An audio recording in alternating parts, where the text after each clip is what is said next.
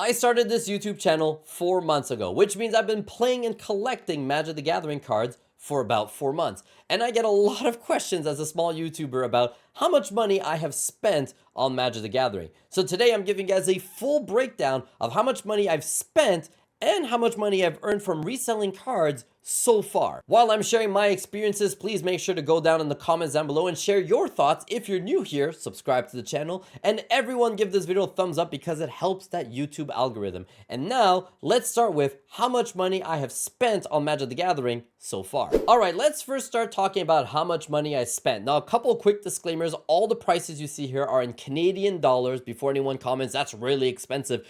Those are the Canadian prices. I didn't want to convert every single thing. I just looked at all my receipts and I did this. And obviously I rounded out everything just to kind of keep it clean here as well. And these are all after tax prices as well. And the other disclaimer that I want to mention is that I am a content creator, so I spent a lot more money than an average player. And a couple of these products I would have definitely skipped on if it wasn't for me running a YouTube channel. But as you guys can see, the first thing I ever got was Bloom Barrel stuff. So that was the first thing I started with, and the first thing I got is obviously a starter kit. So the first Bloom Barrel thing I got, starter kit, $25. From there, we got ourselves a commander deck for $65, 2 collector boxes for $713, and the Bloom Barrel bundle for $60. Those are everything I got from Bloom Barrel, and that got me immediately hooked into Magic. And as you guys can see, it was all downhill and a lot of spending after that.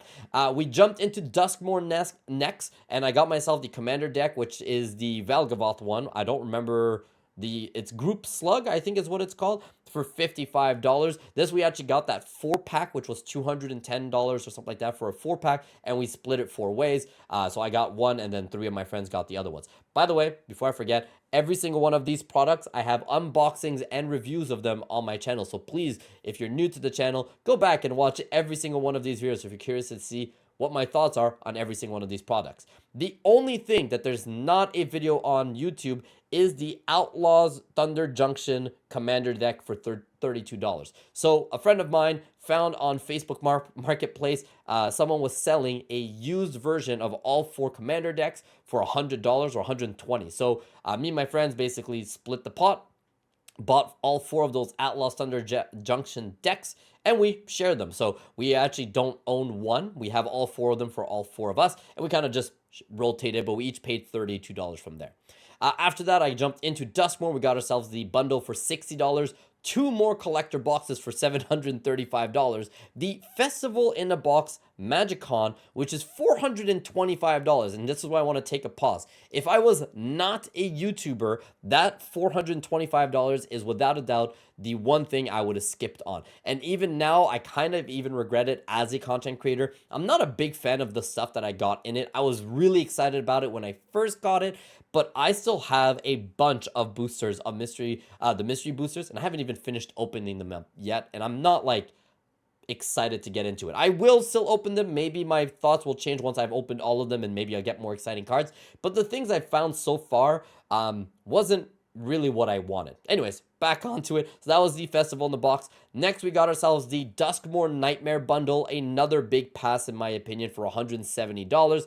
Then we got the dollar store. I bought 10 packs of Magic cards from the dollar store, which ended up being $15 because it's $1.50 for each. And then we got ourselves 2 foundation products, which are the most recent videos, which was the beginner box that I spent $35 and the starter collection for $70. So all of that together comes out to $2,460 that I have spent, ouch, on Magic the Gathering products in 4 months as a content creator. Let's try and make ourselves feel better. Let's talk about how much money I've earned. Hello friends, sorry for interrupting this sweet video you're currently watching of mine, but I wanted to stop by and let you guys know that we are officially a YouTube partner on this channel thanks to all of you. As a YouTube partner, we got access to membership. So if any of you guys wanted to support the channel even more, click the little join button right under the video and become a member. As a member, you're gonna have a cool little badge right next to your name every single time you post a comment down below, and you get 24-hour early access access to every single one of my scheduled videos. There are 3 different tiers of membership. They all give you the same perks. It's just however much you want to support the channel. For all those who don't want to spend any money, you can continue supporting the channel completely for free by giving the video a thumbs up, commenting down below, and of course subscribing. There will not be anything exclusive to the memberships. Everything will be on my YouTube channel for free as well. It's just if you want to support the channel by spending some money, you now officially can, but there's no worries if you can't. Thank you all once again for all the support in just the first 4 months of this channel being live. It means the world to me. And now back to the video. Okay, let's talk about how much money I've earned from selling cards of Magic so far. Now, as you guys can see, I've focused on only 2 ways of selling cards so far in my career. And that is local game store and just getting credit to buy more products, or selling singles to friends or friends of friends. We have a fairly big group of friends now who play Magic the Gathering together, and that group of friends have other friends who also play, so the words kind of just trickle down and everyone kind of buys cards from one another. I haven't sold anything on TCG Player or on eBay. eBay is simple. I haven't gotten any really rare cards to sell on eBay. And TCG Player, I've done a lot of research on how to sell on that, and it honestly feels like it's too much of a headache to make sure we're shipping properly, making sure the buyer commits and doesn't ask for a refund. It was just a lot of things that I read, like horror stories on Reddit, and I was like, you know what? It's not worth the hassle. So I just stayed away from those 2 ways. And I really just focused on trading cards in to a local game store and then just buying more Magic products from that. Or like I said, just selling cards to friends and friends of friends. So those are the only 2 ways. Now, the other thing, what cards have I sold? I've only sold rares or mythics. So all uncommons and commons, I still own every single one of them, except I've given some out for free to, again, our group of friends. We all bring our boxes, and if someone has a common that we don't have, we kind of just give each other those because they're not really valuable. But rares and mythics are the cards that I've sold. If I have a duplicate, I would sell it no matter what. So even if it's like worth 50 cents, but I had a double of it, I would sell it. But if I only had a single version of a card, I try to keep all of them unless they're worth anything like $5 or above. That was all because the YouTube channel wasn't monetized. So moving forward, I'm going to try and hold on to a couple more cards that I could, and hopefully try and keep the YouTube channel running by the monetization, and hopefully maybe some sponsorships, or, you know, become a member, you know, other ways that I can stop selling cards. But as a small YouTuber, I had to make sure that we had some kind of income to continue buying products to stay up to date. And this is the result. So I have went and traded into the local game store 3 times: September, October, and November. In September, we got ourselves $387. One card that I sold at that time was worth $130. One of the raised foil of Bloom Barrel, which I don't remember which box, but you can go back and watch my YouTube videos and you can see me unbox that card. In October, I made $277. And in November, just last weekend, I traded in $258 so far.